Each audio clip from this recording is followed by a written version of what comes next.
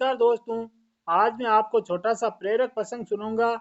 प्रेरक प्रसंग का शीर्षक है सेहत का रहस्य।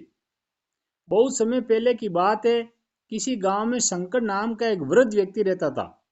उसकी उम्र 80 साल से भी ऊपर थी, पर वो 40 साल के व्यक्ति से भी स्वस्थ लगता था।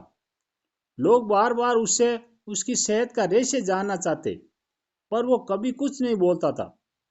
एक दिन राजा को उसके बारे में पता चला और वो भी उसकी सेहत का रहस्य जानने के लिए उत्सुक हो गए। राजा ने अपने गुप्तचरों से शंकर पर नजर रखने को कहा। गुप्तचर वेश बदलकर उस पर नजर रखने लगे। अगले दिन उन्होंने देखा कि शंकर भोर में उठकर कहीं जा रहा है। वे भी उसके पीछे लगे। शंकर तेजी से चलता चला जा रहा था। मीलों चलने के बाद वो एक पहाड़ी पर चढ़ने लगा और अचानक ही गुप्तचरों की नजरों से गायब हो गया। गुप्तचर वहीं रुक उसका इंतजार करने लगे। कुछ देर बाद वो लौटा।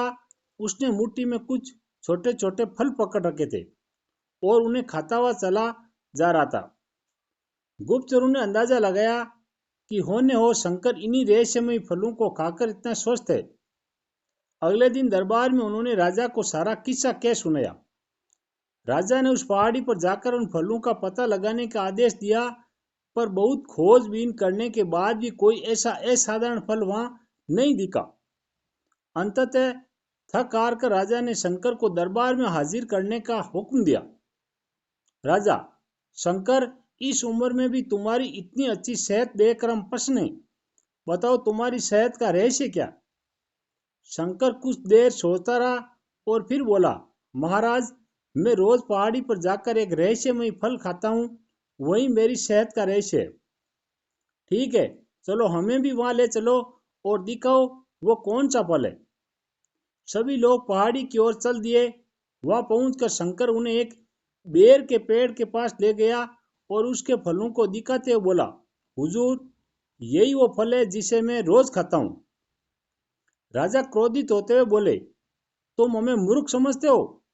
ये फल हर रोज हजारों लोग खाते हैं, पर सभी तुम्हारी तरह सेहतमंद क्यों नहीं है?